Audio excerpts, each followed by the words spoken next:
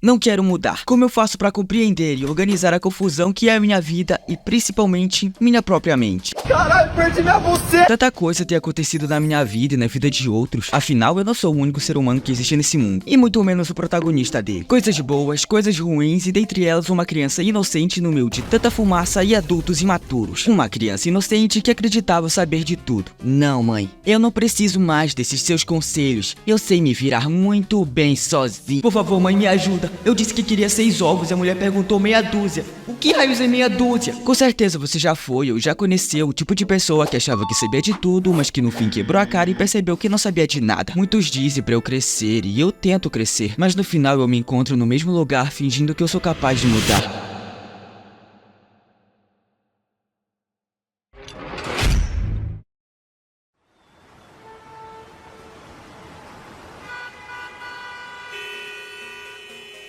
Uma cidade esquecida e sem nada de relevante, que possui no centro dela uma fábrica em formato de ferro de passar. Porque disso eu não sei, tá? Não me faça perguntas complicadas. E dessa fábrica sai uma fumaça que faz com que todos os adultos façam coisas idiotas e retardadas, como ficar voltando de meia em meia hora pra ver se brotou algo novo na geladeira. Eu sei que eu não sou o único idiota que faz isso, tá bom? Não grita pra mim. Nela existe um garoto de 12 anos chamado Naota, que vive desolado, confuso, revoltado e sempre mal-humorado devido ao fato de seu irmão mais velho, Tazuko, que pra ele é a representação de um verdadeiro homem adulto, Shed, que dá orgulho de ser hétero, ter ido embora pros Estados Unidos jogar beisebol. E ele convive de maneira bem próxima, às vezes até demais, da Mamimi, ex-namorada de seu irmão que possui 17 anos. Nada de interessante acontece e os dias são exatamente iguais, mas as coisas se desenrolam como um atropelamento por uma vespa e o golpe de um baixo na sua cabeça. Boas ou ruins, mudanças vão acontecer, sem saber quando vão acontecer e muito menos às vezes sem o desejo delas acontecerem. Haruko Haruhara, uma garota espacial que já chega causando traumatismo craniano no menino. Uma pessoa comum morreria depois de uma situação dessas, mas ele não, e sabe por quê? Porque ele fez o curso, meu parceiro. O curso é foda. Depois de várias situações onde Naota tenta manter distância da Haruko o máximo possível, ela acaba sendo contratada como empregada pelo pai dele. E como ela conseguiu isso tão facilmente? Simples, porque ela também fez o curso. Mentira, ele só foi atropelado por ela que nem o Naota. Situações extremamente malucas e sem pé nem cabeça começam a acontecer. Se tem uma coisa que eu posso te garantir é que esse é com certeza um dos animes mais brisados que você vai ver na sua vida. Por fim, chegamos à seguinte questão.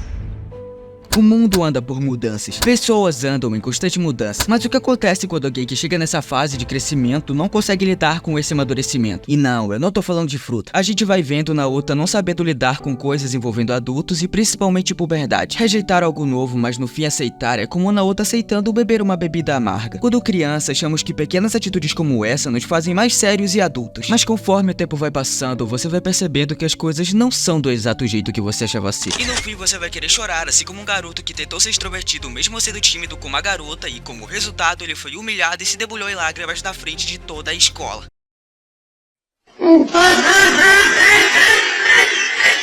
Essa e dentre outras situações podem ser um dos primeiros tapas a serem levados da vida e que vai te fazer pensar: por que o mundo é assim? Por que pessoas são assim? A resposta é simples.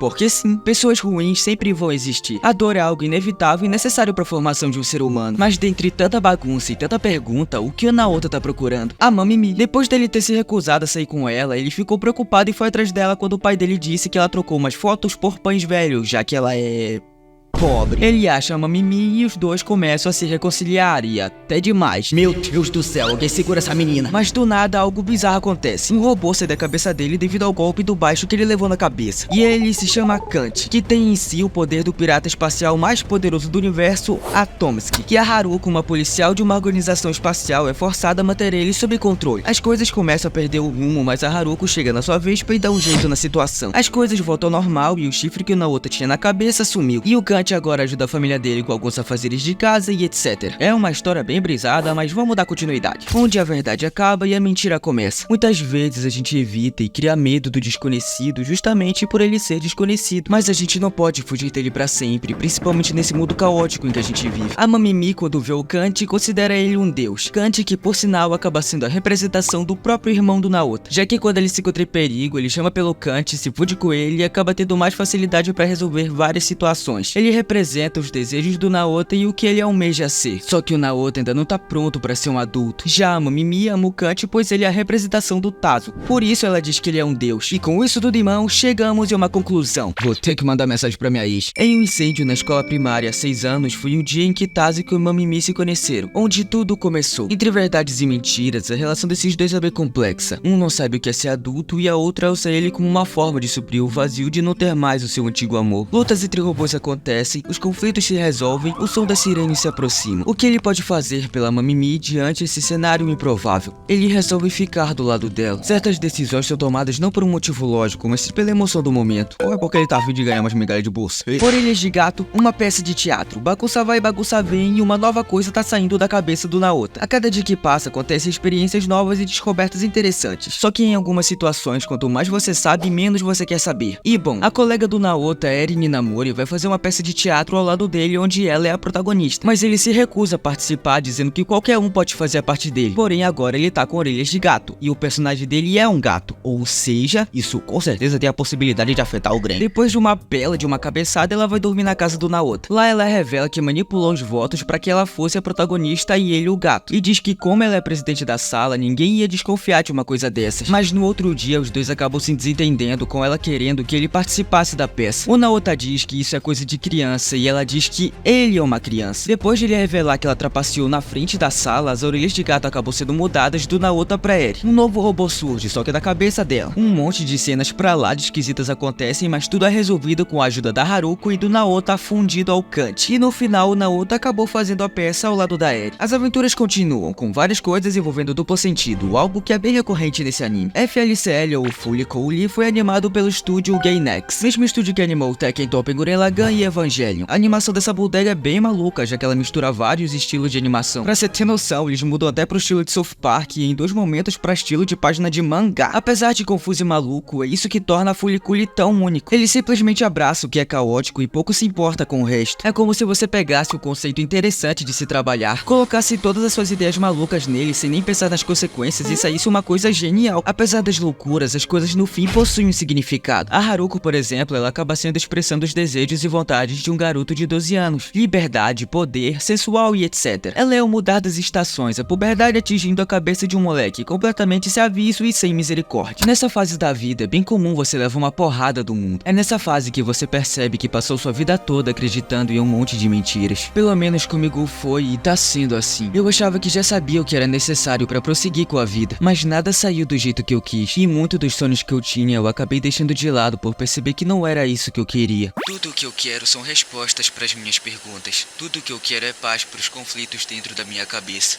Tudo o que eu quero é...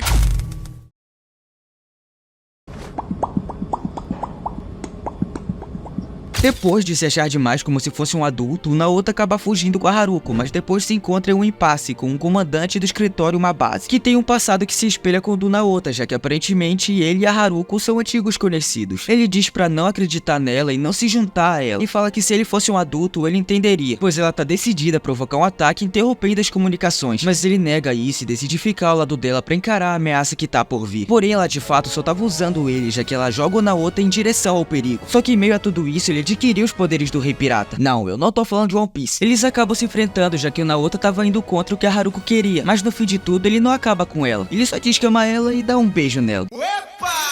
Por fim, ele acaba liberando o Atomsky, que acaba fugindo. A Haruko pergunta pro Naota se ele não quer ir junto com ela atrás do Atomsky, mas ela acaba dizendo que ele não pode. Afinal de contas, ele é só uma criança.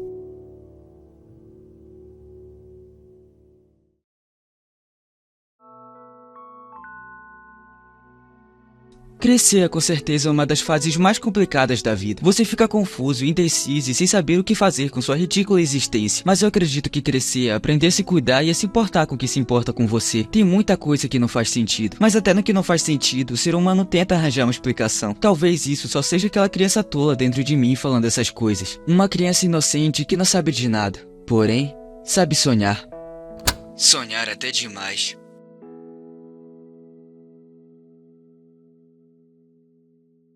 Aí galera, olha só meu desodorante. Ai.